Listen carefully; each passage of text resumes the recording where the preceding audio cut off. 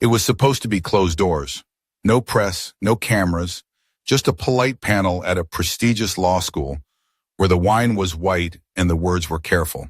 The title? Women in Politics, Experience versus Disruption. Sounds empowering, right?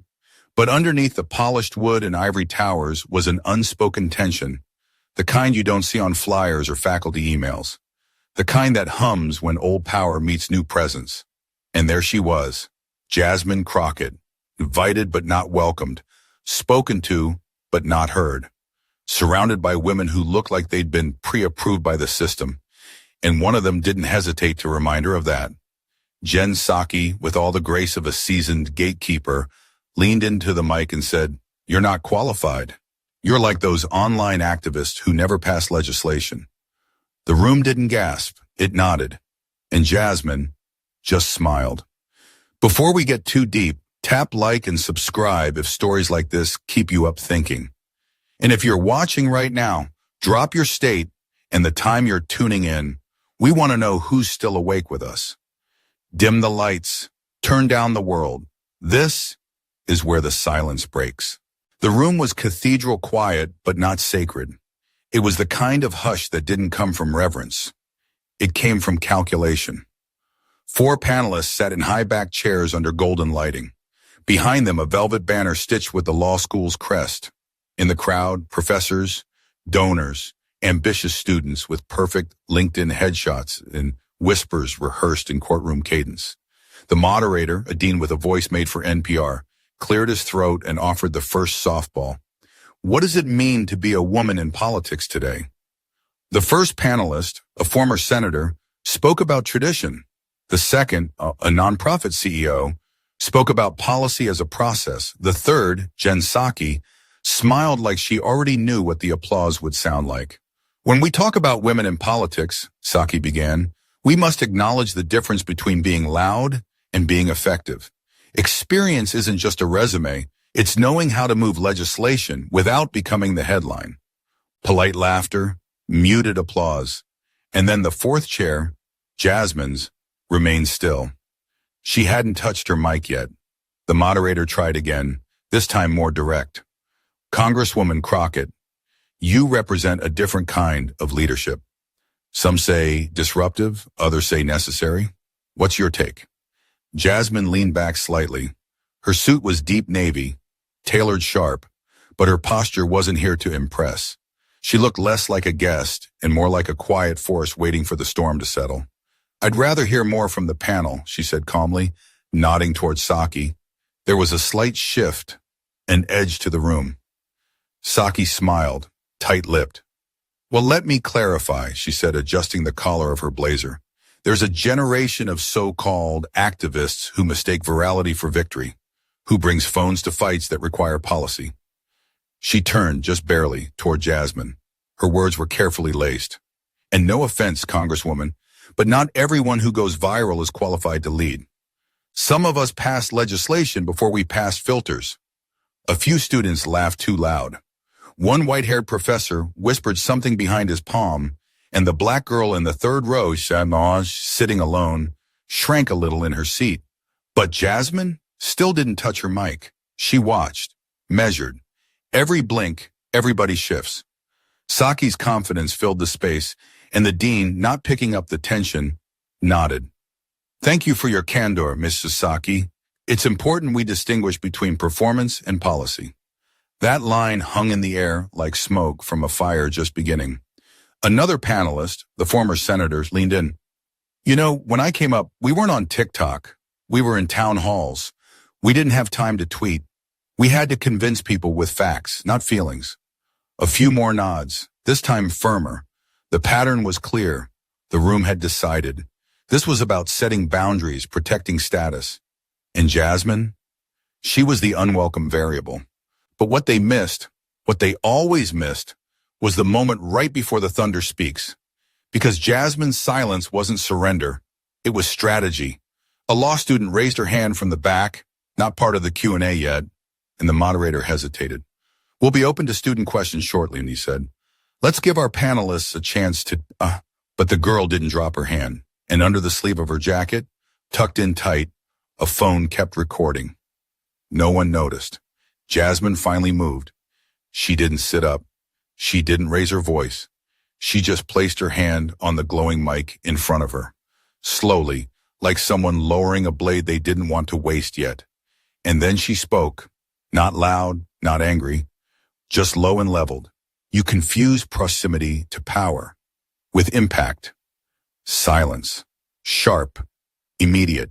The kind of silence that didn't know whether to applaud or retaliate. The panel froze. Psaki's eyebrows lifted, just slightly. Not in shock, but in calculation. The kind of look that said, oh, she came to play. But Jasmine didn't continue. She let the sentence hang. Then she pulled her hand off the mic. That was it. No rant, no defense. And yet, the room had shifted. Not in noise, but in weight. Like everyone had suddenly realized who the real grown-up in the room was. And it wasn't the one listing legislative bills. Offstage in a quiet corner, a notification buzzed. Live on TikTok, 84 viewers. Somewhere between that breath and the next, a leak began. The air grew heavier, like the panel wasn't just continuing, it was recalibrating.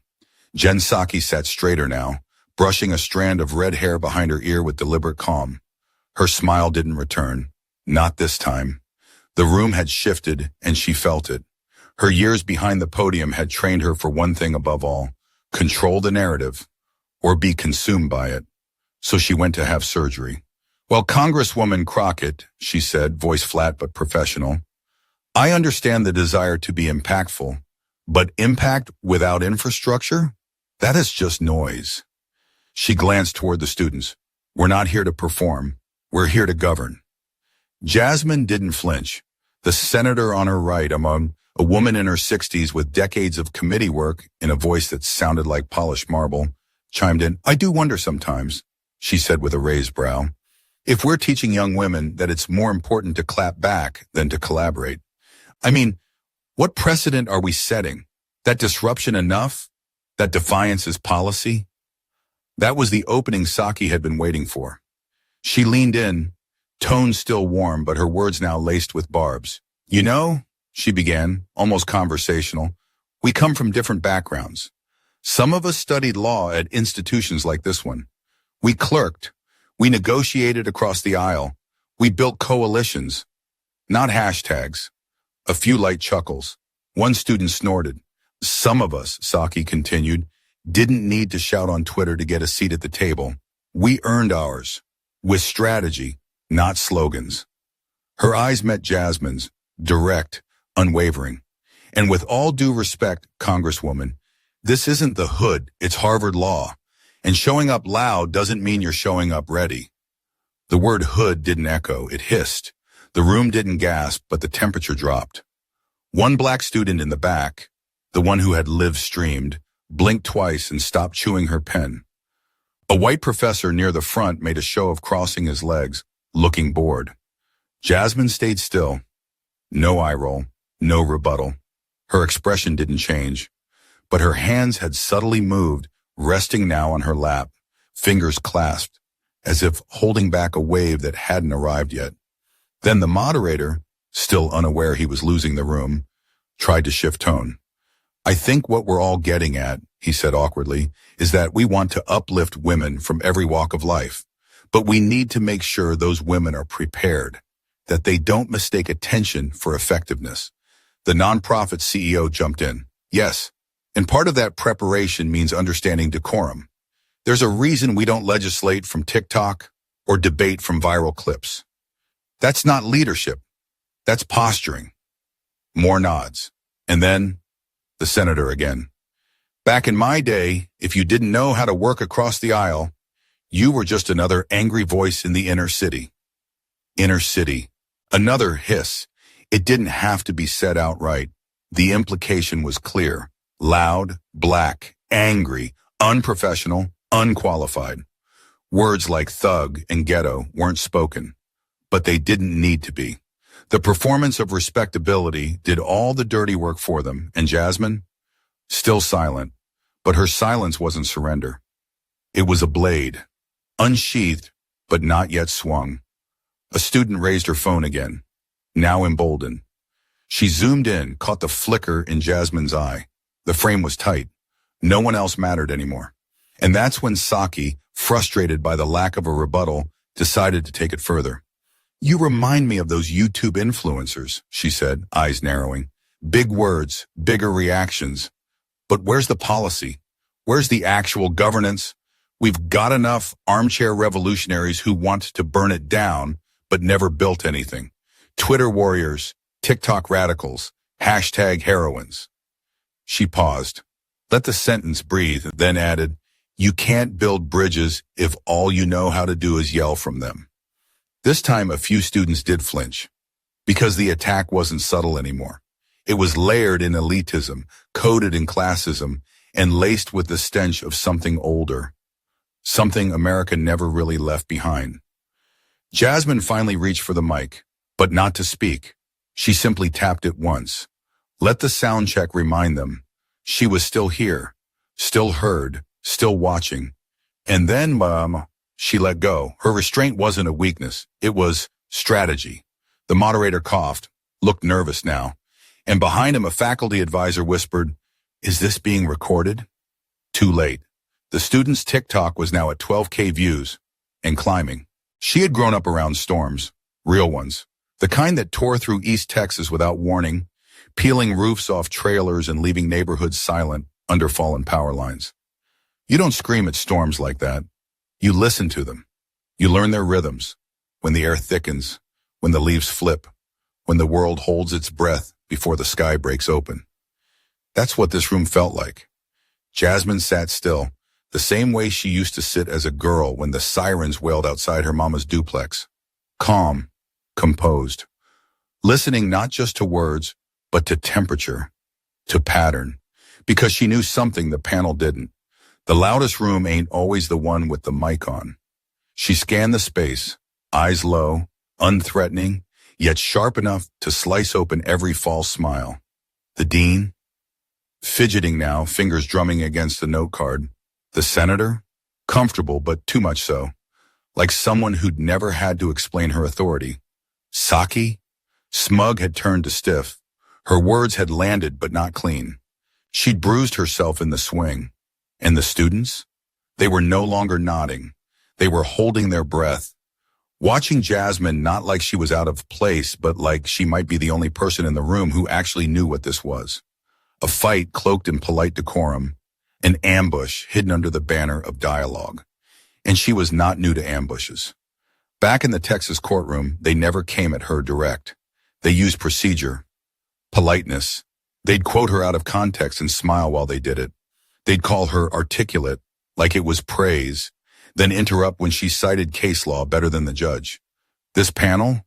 Just a different zip code. Same playbook. You can't build bridges if all you know how to do is yell from them. That line still echoed, but Jasmine wasn't rattled because she had never asked to cross their bridge. She came to burn the damn blueprint. She reached slowly into her bag and pulled out a folded piece of paper.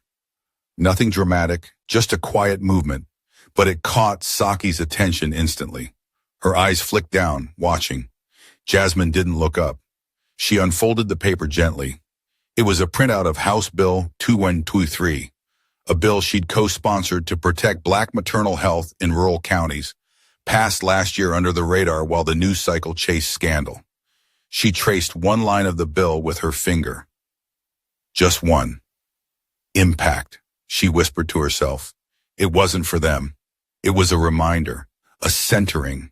They called her disruptive, but they'd never stayed long enough in her districts to know what silence felt like there, where Black girls got left behind because the buses didn't run through their zip codes, where school counselors called them volatile for asking too many questions, where people voted against their own interests because they never saw anyone who looked like her last more than one term. She had survived spaces colder than this one, spaces where law degrees were used like weapons, where dress codes were culture codes, where power didn't speak in shouts. It whispered and expected you not to hear. So she stayed quiet, not because she lacked a rebuttal, but because she wanted them to keep digging. Every coded insult, every smug smile, every tired narrative about what qualified looked like.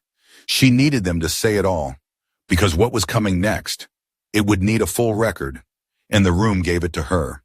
The moderator nervously asked the senator about mentorship, hoping to reset the tone. The nonprofit CEO launched into a sanitized speech about building sisterhood across difference, her voice dripping in corporate feminism. And Psaki? She leaned back again, but this time with a stiffer posture. Her mic was off, but her foot tapped. She knew. Something was shifting. And meanwhile, at the back of the room, the TikTok stream crossed 47,000 viewers. The comments were piling in. Why is this lady calling her ghetto without saying it? She's holding back, and they don't even know it. Wait, who is this woman in navy blue? Another student discreetly held her phone lower and whispered into it. Congresswoman Crockett's sitting like she's about to teach a whole generation how to breathe under fire.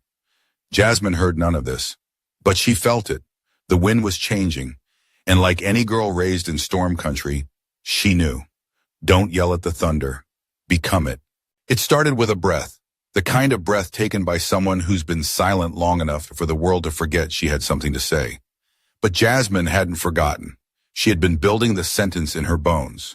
When the moderator, now visibly sweating, tried to wrap up the panel.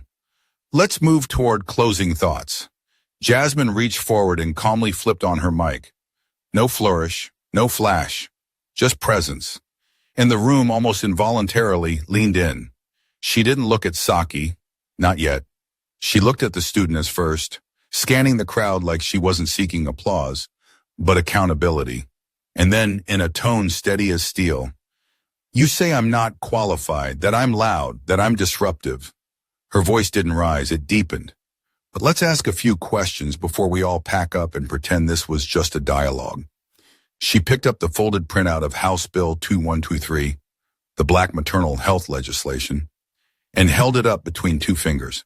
How many Black women die giving birth in Texas, in rural counties where OBGYNs are closing and Medicaid expansion gets blocked every session? Silence, she continued.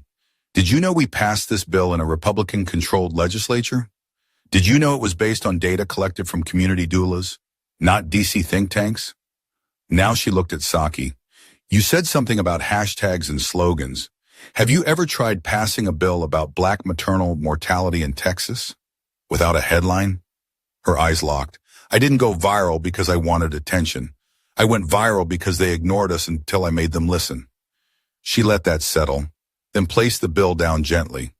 You talk about bridges, but some of us didn't grow up near bridges. We grew up near barricades. The senator blinked hard, unsure whether she was being addressed or as indicted. Jasmine didn't look her way. She didn't need to. You say I'm not strategic. Then how did I get 3 bipartisan amendments passed in my first term with no corporate PAC money while being outspent 5-1 in my race? She tilted her head. Or is strategy only strategic when it comes in beige and wears pearls? Gasps, real ones this time. No performance. But Jasmine wasn't finished. You call me disruptive. But let's be honest. I'm not disrupting policy. I'm disrupting comfort. She turned slightly toward the nonprofit CEO, whose lips were now pressed together like someone trying not to say the wrong thing. You said leadership doesn't live on TikTok. But where were you when our voting rights were getting gutted in real time? Because I was in the Texas Capitol, sleeping on the floor, holding the line, while millions watched online because the media wouldn't cover it unless we made it trend. A pause, then softly, you call it posturing, I call it survival. The room was still.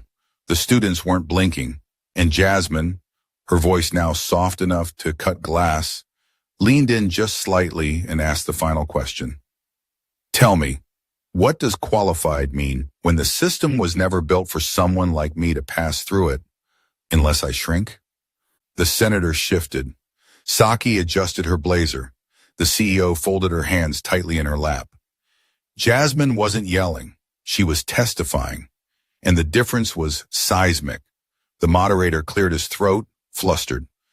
Well, thank you, Congresswoman, for that perspective. But Jasmine wasn't done. No, don't thank me. Don't reduce this to perspective. She looked directly at him now. This is not about tone. This is about truth, and truth don't need permission. Then, the mic moment. The moment that would later echo across Reddit, TikTok, X. Jasmine turned back to the audience and said clearly, I don't speak to impress panels. I speak so girls in dorms like mine used to be finally get a mirror. Silence again, but different now. This silence had weight, respect, recognition. One student, the same girl who had live-streamed, whispered under her breath, damn. But the audio caught it. It made the cut. Within 20 minutes, the TikTok live stream had hit 312,000 views. The original clip was taken down, reported and removed by someone inside the law school. But the internet moves like water. Within an hour, mirror clips flooded Reddit and X. The phrase, girls in dorms like mine, was stitched across continents. Law students, many of them white, began reposting with one line. My law school taught me citations. She taught me presence. And Jasmine? She didn't say another word. She closed her folder, stood up, and walked out of the panel. No raised fist, no dramatics. Just a quiet storm in heels, leaving behind the ruins of a room that had mistaken her silence for surrender. The door hadn't even closed behind Jasmine when the first crack appeared. The room remained still, students caught in the echo of what they had just witnessed. The panelists, polished, pedigreed, powerful, sat like porcelain left too long in the sun. Not broken yet, but warping. The moderator coughed. Well, he muttered, trying to usher in some kind of normalcy.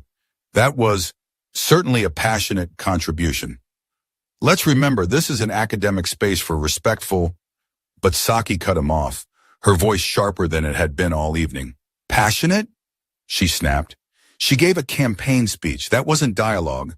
That was posturing. Her tone was no longer polished. It was tight, brittle. The senator shifted uncomfortably beside her, smoothing her skirt, eyes darting to the student section. She knew the performance was unraveling. The nonprofit CEO tried to soften the edges. Let's not overreact, she offered. Everyone has their own communication style, and I'm sure Congresswoman Crockett meant well, but... Meant well? Psaki interrupted again. She accused us of gatekeeping because we expect qualifications? Since when is asking for competence considered oppression? The senator cleared her throat and leaned toward the mic. I'll say what we're all thinking. That wasn't about policy. That was identity politics at its most dangerous. She made this room about race, about class, as if we're not all trying to fight for women. There it was, the pivot, the classic deflection. When those in power begin to lose control, they accuse the truth-teller of dividing what they were never trying to unify in the first place. And as they fumbled to reframe the narrative, the student body was no longer silent. Phones were out, thumbs were moving. The stream may have ended, but the real broadcast had just begun. A black student in the third row raised her hand, uninvited. Respectfully, as she said, what she said wasn't divisive. It was honest. The moderator hesitated. We're not doing open Q&A at this time, but the girl kept going. You keep saying qualified. But qualified for what? For rooms where people like her are expected to be grateful just to be invited? Gasped. Psaki leaned into the mic, tighter now. I'm sorry, but that's exactly the kind of rhetoric that undermines real progress. If we start attacking everyone who's had to work through the system as part of the problem, then we lose allies. The girl fired back. She didn't attack you. She explained to you. Psaki exhaled sharply, then muttered, half off mic, half not. God, this is what happens when we start letting hood rats into Harvard. Silence. Frozen. Absolute. No one laughed. The nonprofit CEO's mouth dropped slightly. The senator turned away, blinking as if she didn't hear it. But the live stream mic? Still on. Someone in the tech booth, perhaps out of guilt, perhaps out of defiance, had turned the house feed back on after Jasmine left. The word hood rat was now broadcast loud and clear to 1,127 viewers watching on the Mirror Stream Twitch channel one student had started during the event. It was clipped, uploaded, looping. Within minutes, the thread on Reddit titled, "They Really Said Hood Rat Out Loud at Harvard Law?" had passed 3,000 upvotes, and the real unraveling began. Psaki, realizing the slip, tried to walk it back. "I meant, look, that was out of context. That's not how I meant it. You're twisting my words to fit a narrative." The moderator, Ghost White, attempted to regain control. "We're ending the panel. Thank you for coming." But students were already standing, some shouting, others walking out. A black faculty member near the back stood quietly, collected her notepad, and left without a word. A white professor next to her watched in uncomfortable silence, then followed. The senator tried one last defense. "I just want to say, I've worked with women of all backgrounds. I've marched in Selma. My maid of honor was black." That was it. The final crack. Laughter erupted, not joyful, not mocking, but bitter, tired. The kind of laugh you hear when people stop pretending they don't see what's been there all along. And Jasmine? She wasn't even in the building anymore. She was outside, walking alone past ivy-covered brick, under a sky heavy with spring clouds. Her phone buzzed.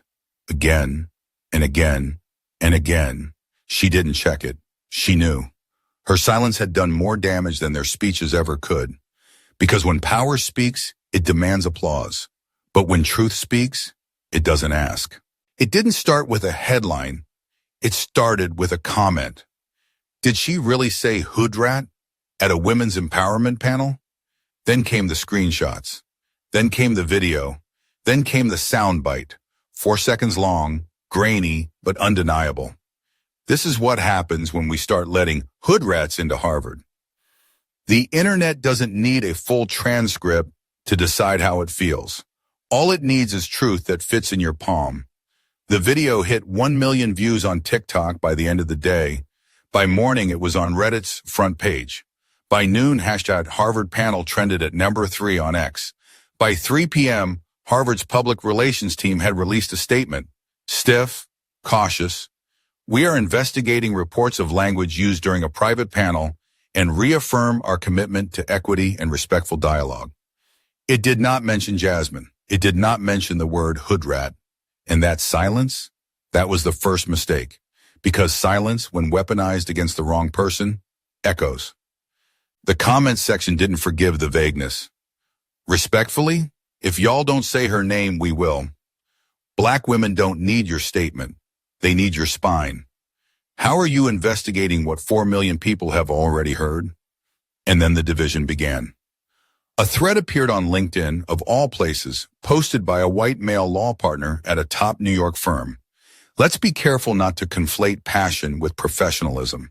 The Congresswoman's tone, while understandable, may have undermined her credibility. It got 4,000 likes, but it got 18,000 stitches. One in particular stood out. A black woman in glasses, no makeup, sitting in her car on her lunch break. Sir, you've worked your whole career to sound like a precedent. She showed up sounding like a person, and that's what shook you. The split was clear. 2 Americas, 2 panels. One was polished, credentialed, rehearsed. The other was tired, awake, and done asking for permission to speak. More stitches flooded in, not just from black women, but from white women in law, from Latina first-gen students, from Asian American organizers who'd been labeled too loud in boardrooms.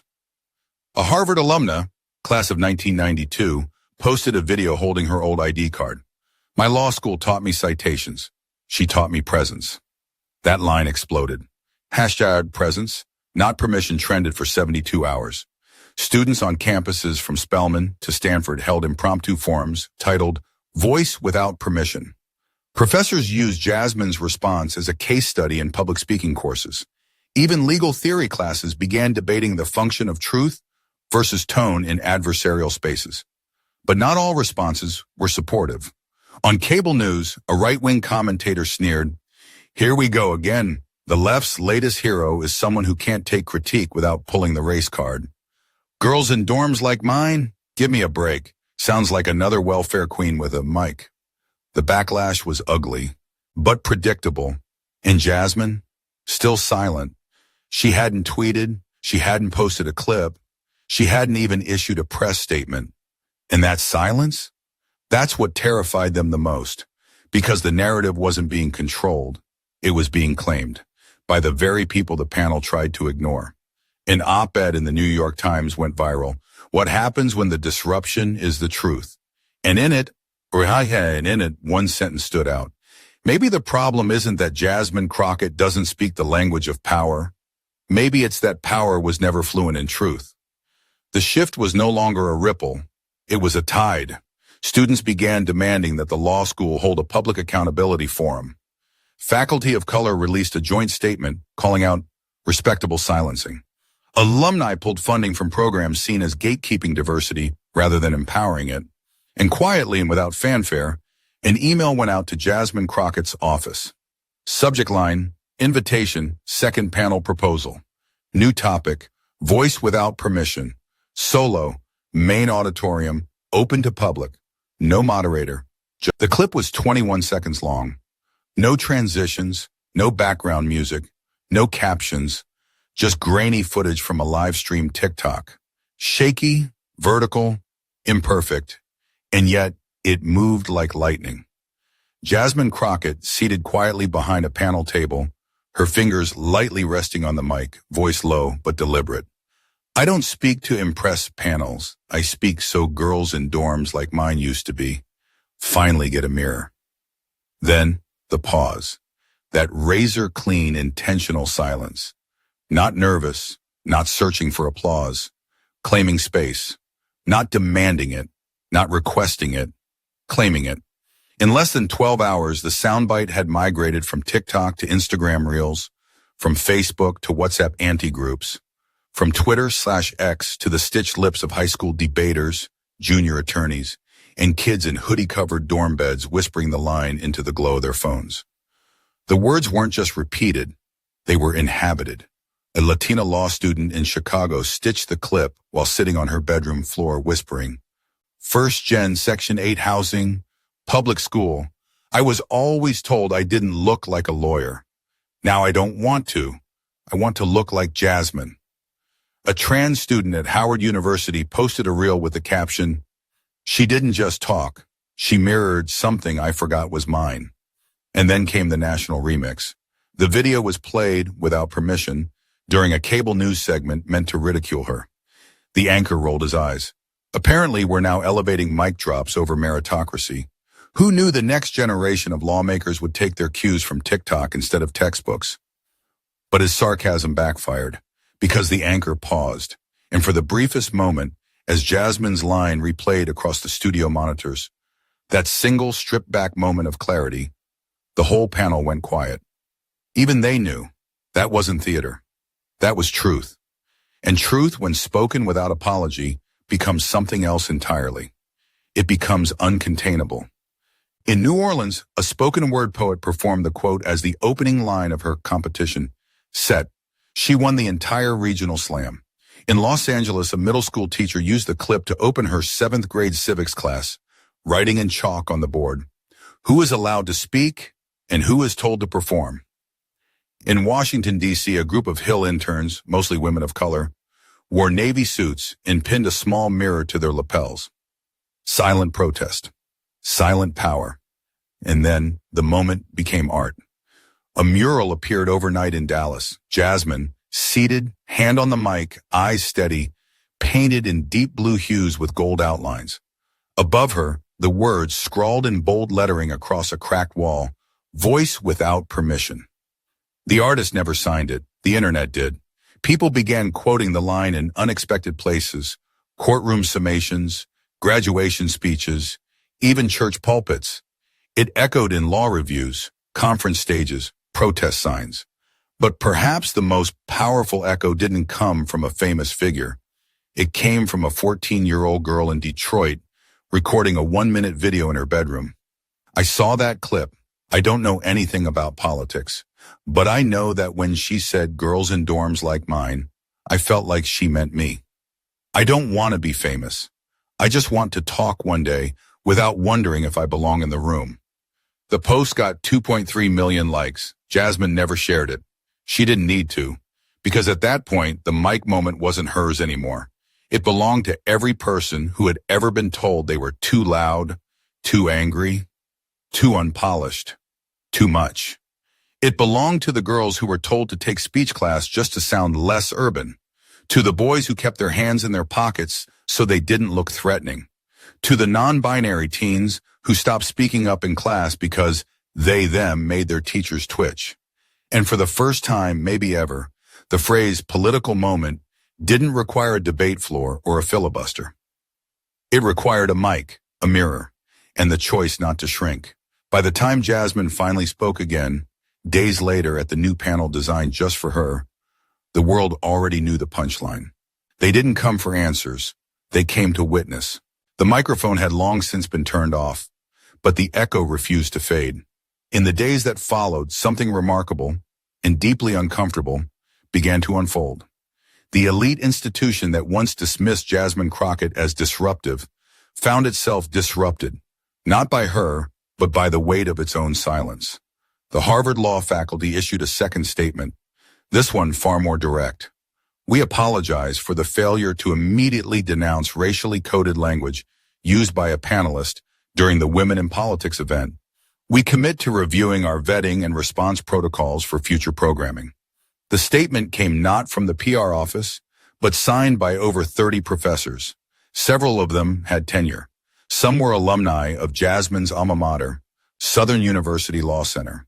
The power dynamic had shifted. Suddenly, Jasmine wasn't just a guest. She was the standard.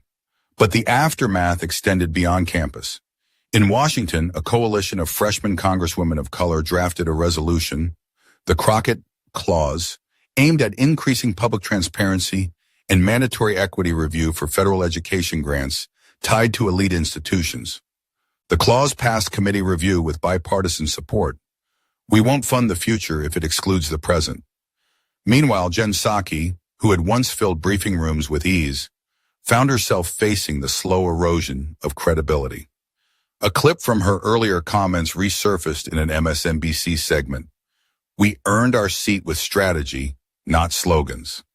Side by side with Jasmine's quiet response, you confuse proximity to power with impact.